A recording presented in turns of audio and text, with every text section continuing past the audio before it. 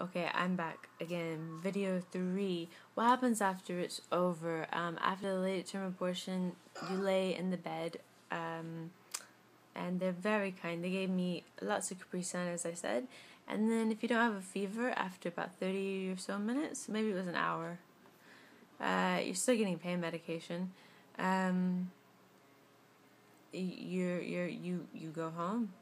I didn't start really bleeding until... I didn't really bleed that much after, actually, but you feel something's happened, obviously. It's just like with any surgical procedure, you feel something, but it's not pain. I felt pressure, I think would be a better way to put it. You go home and you get over it. They gave you pain medicine, but I really didn't have that much pain. You don't need to lift heavy things. And I want to note that I've been told by more than one doctor the reason that the few women who have died in America since abortion has been legalized died because they did not take their antibiotics. So make sure you take your medicine, make sure you take your antibiotics, and that's whether it's the abortion pill you take or a late-term abortion. The medication is vital. But what happens after the pill is the next morning or the next day you wake up and it's just like you're on your period, really. The worst part passes. The worst part lasts, if you want to call it the worst part. The heaviest part lasts maybe an hour to... For me, it lasted about an hour to 3 hours. If that. Probably, yeah, somewhere in between there. And then it's just like a period, and you may have a bit of cramping, but you have a little... They do give you pain medicine, but they don't give you strong pain medicine. And it's just like going through your period. And then the next day you wake up and you just there's no pain there. You may feel a bit tired. I did for some reason. I felt tired, but take your antibiotics every day as you're supposed to, and you'll be fine. So that goes back to the question, is abortion safer than giving birth? Yes, it is safer than giving birth. And my dog's going to bark now, and it's going to make me really upset. Maybe she's not. Anyway, I'm writing an essay on that right now, actually, and it's relying on scientific and medical evidence and research that proves that abortion is safe, completely safe. And like I said, if you take your antibiotics, you're going to be completely fine. I'm not a medical official, again. I have no medical anything, but I know from my experience, and I've spoke with many medical officials. I don't know, why do I keep calling them officials? Medical people. That sounds just as good to me. Alright, next question. This is what happens after it's over. Now, how much and where is funding? That's a hard question now because of this whole abortion ban thing. I was very, very lucky. Late-term abortions are expensive. I did not have a lot of money at all, but the Lilith Fund and Whole Women's Health helped me so much. I think that they saw the desperation. I was so suicidal, and I'm so thankful for both of them. I wouldn't have made it through if it had not been for them. I wouldn't be here. I have a list of providers on my website. I will put the link either in the description, or if I can figure out how to link it to the video, like pop up right now. If I can figure out how to do that, then that's where you can go to find resources. But it's difficult now that things have become illegal. Well, not illegal, but since so many clinics have been shut down, especially in Texas. But yeah, so funding and all that stuff can be found there. If you are in Texas, there's also places that will offer you transportation and stuff like that.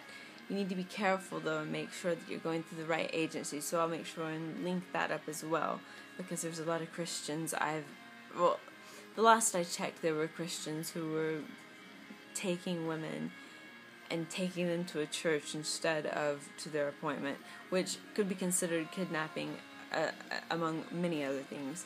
So hopefully they'll back off and learn to be somewhat civil.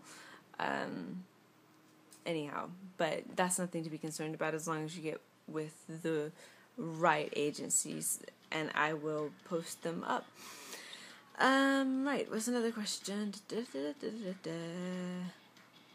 How did I feel before? Did I answer that? Before the late-term abortion, I think I've already answered that, but once I was at the clinic, I've already answered that, so we'll go to no, I've already answered both of those. Okay, sorry, my brain is gone. I've answered that one. Why do I not share all the details of my abortion? I kind of answered that in my first video, but I'll go ahead and answer it now.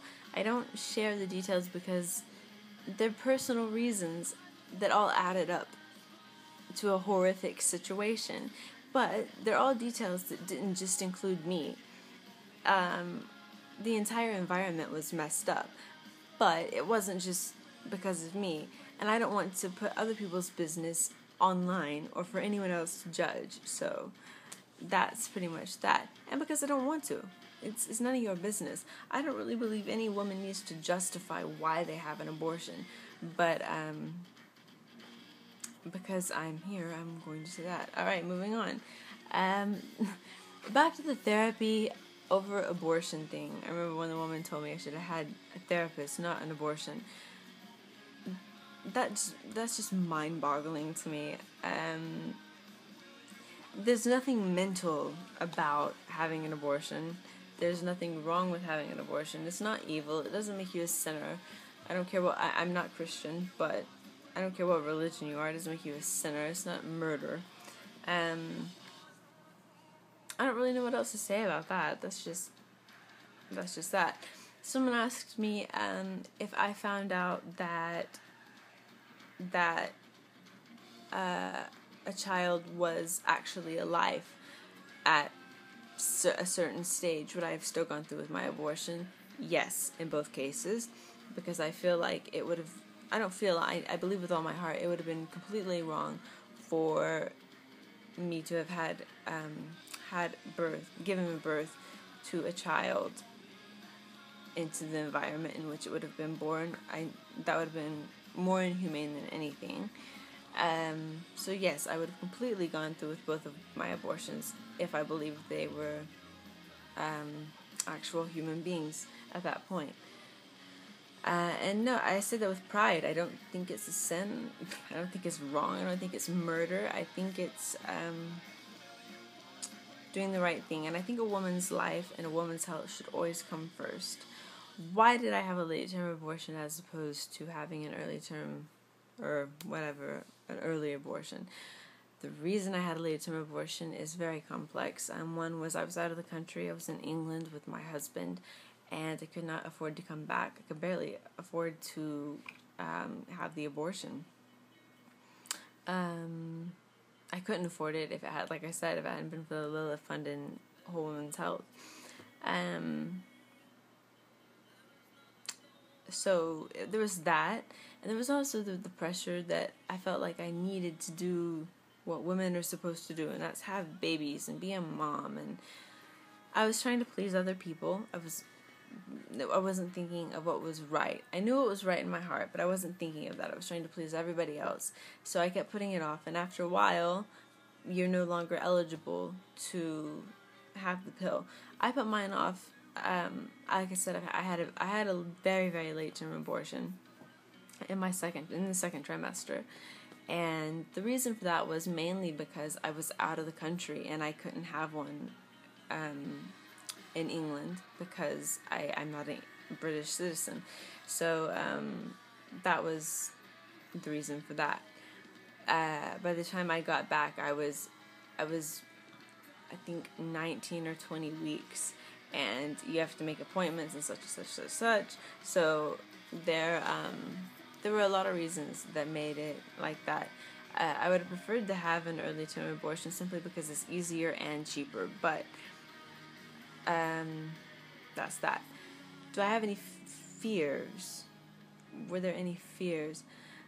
My main fear now is that I'm going to get pregnant again, because the birth control, condoms, all that, nothing is 100% sure. I get terrified I'm going to get pregnant again, and not because of an abortion. I'm not worried about having an abortion. I would have an abortion in a second if I got pregnant again.